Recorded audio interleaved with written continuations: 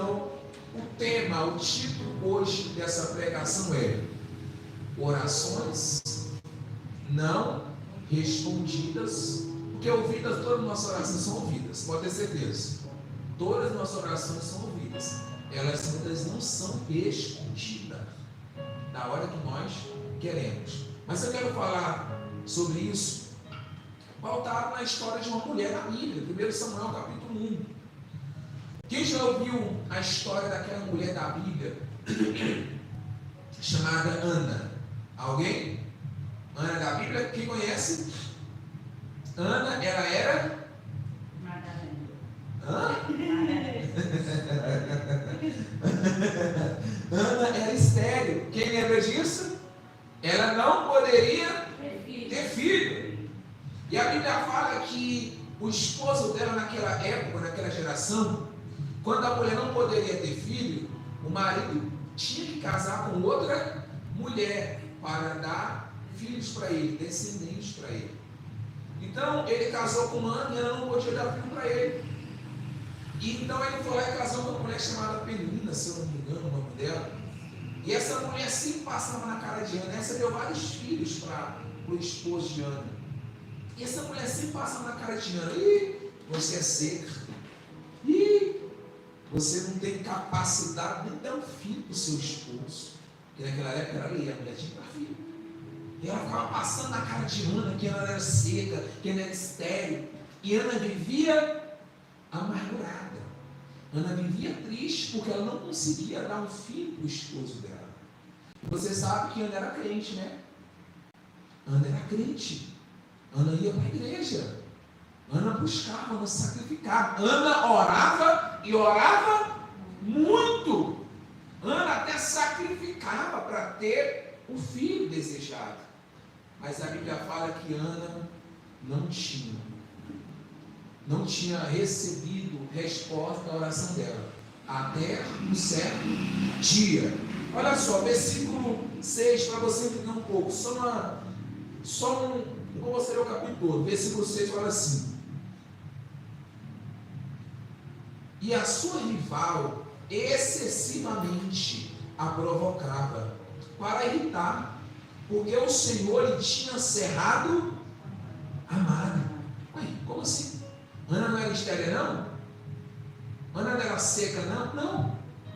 Deus que cerrou, quer dizer, Deus não permitia Ana ter filho. Foi Deus, não foi o diabo não, gente. Porque tem vezes que as coisas acontecem para nós, orações não são correspondidas, e a pessoa já pensa assim, é o diabo. É o diabo. E tem vezes que não é o diabo não. Tem vezes que é o próprio Deus que não permite aquilo acontecer. Por que Deus não permite? Por conta que muitas vezes não estamos preparados para receber aquela resposta, aquela bênção. Ou muitas vezes temos pedido algo de forma errada. Aí olha só. E assim fazia ele, de ano em ano, o esposo dela. Sempre que Ana subia à casa do Senhor, a outra a irritava, por isso chorava e não comia. E então Eucana, seu marido, lhe disse: Ana, por que choras? E por que não comes? Por que está mal o teu coração? Não te sou melhor do que 10 filhos? Você vê que Ana, ela já estava numa situação tão crítica, que ela já mostrava a fraqueza dela. Ela já estava em depressão. Porque ela queria tanto um filho, para que a esposa do marido dela, a outra, parasse de passar na cara dela, parasse de falar assim para ela: você é seca, você não pode ter filho. Ela queria ter tanto filho, para ela parar de receber aquelas críticas, e parar de carregar aquele peso de não poder dar um filho para o esposo, e não acontecia. Então Ana vivia chorando, Ana vivia triste, Ana não comia, Ana vivia amargurada. Será que nós não temos sido Ana hoje em dia? Será que nós não temos nos comportado igual Ana? Coisa que nós queremos não aconteceu ainda, e nós vivemos emburrado para com Deus, vivemos de birrinha para com Deus, vivemos cobrando a Deus por algo que não aconteceu. vivemos para baixo, desanimados, já não oramos mais como antigamente, já não buscamos mais Deus como antigamente, porque não aconteceu aquilo que nós pedimos ainda. Porque Ana estava dessa forma, não é? Ana estava dessa forma. Aí a Bíblia continua assim, no versículo 9: então Ana se levantou. Ana fez o quê? Quer dizer, parou de ficar chorando, parou de ficar frente coitada, parou de ficar ali chorando pelos cantos, tristinho. Ela se levantou. Primeiro passo: se você quer alcançar a resposta de Deus em alguma área da sua vida, a primeira coisa que você tem que fazer é não se fazer de coitado, é não se fazer de vítima, é não ficar se fazendo se vitimizando para o vizinho, para a vizinha, para o filho, para o papagaio, para o periquito. É você assumir a bronca, é você levantar a cabeça.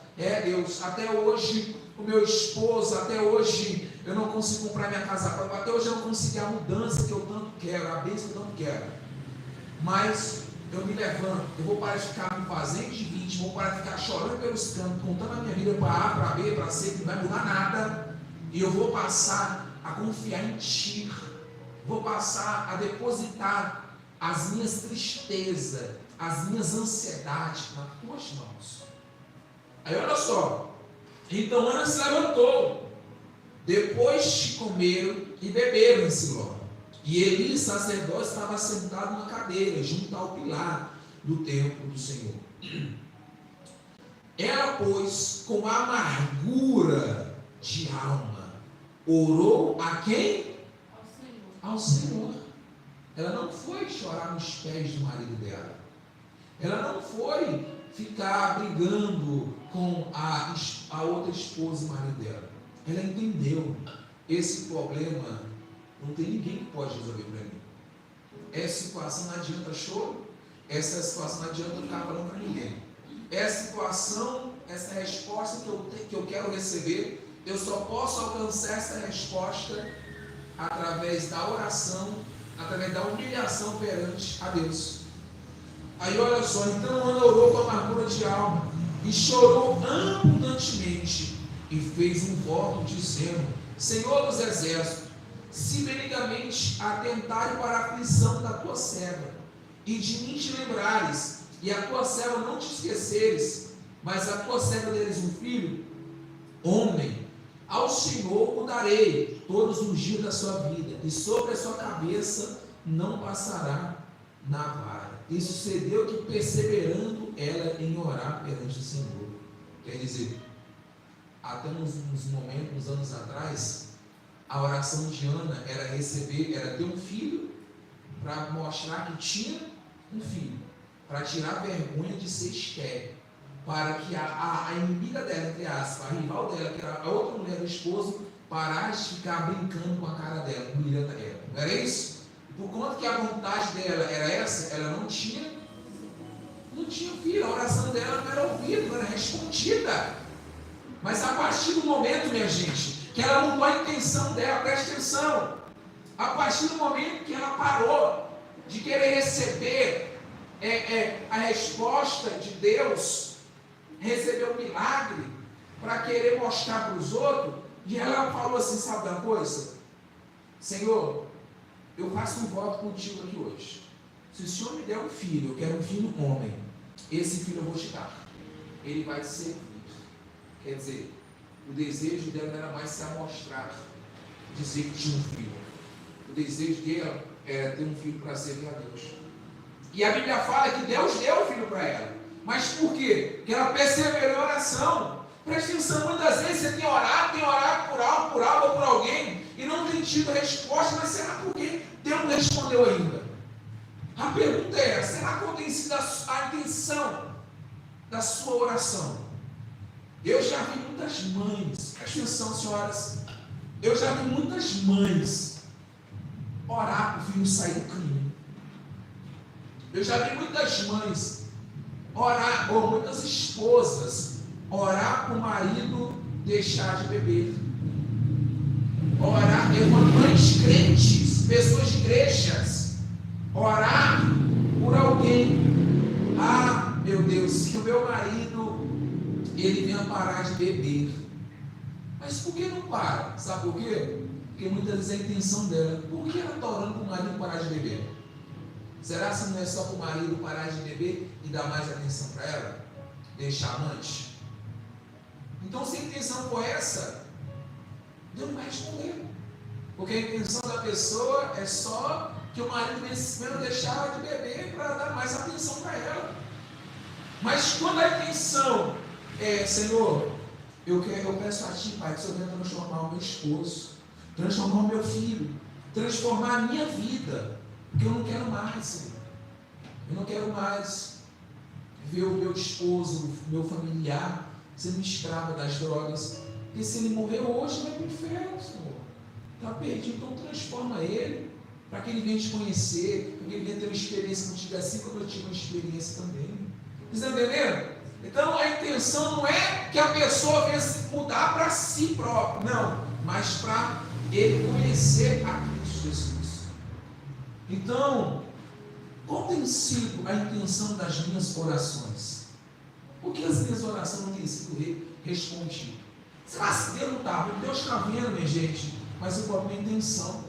Lá em Tiago capítulo 4, versículo 2, ele fala assim: vocês pedis, não recebeis, porque pedis mal, pedis para o seu deleite.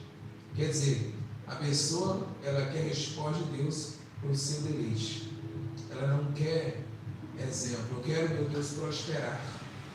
Para que o meu dízimo venha a ser mais, e eu venha abrir outras igrejas, para que o Evangelho venha a ser pregado para Jesus, para que o teu nome venha a ser exaltado, para que eu venha testemunhar o programa deles na minha vida. Não. A pessoa quer prosperar para quê? Para ter um carro bonito, para mostrar para o irmão, para a irmã da igreja, para mostrar para o familiar que venceu na vida.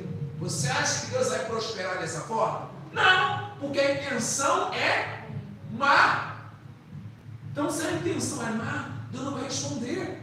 Por que Deus fechou a madre de Ana? Por que Deus não deixava Ana engravidar? Porque Ana, a intenção dela de engravidar no princípio era parar de ser zoada pela mulher do marido. Era parar de ser apontada como a estéril. Então Deus não pôde fazer nada, a intenção era má.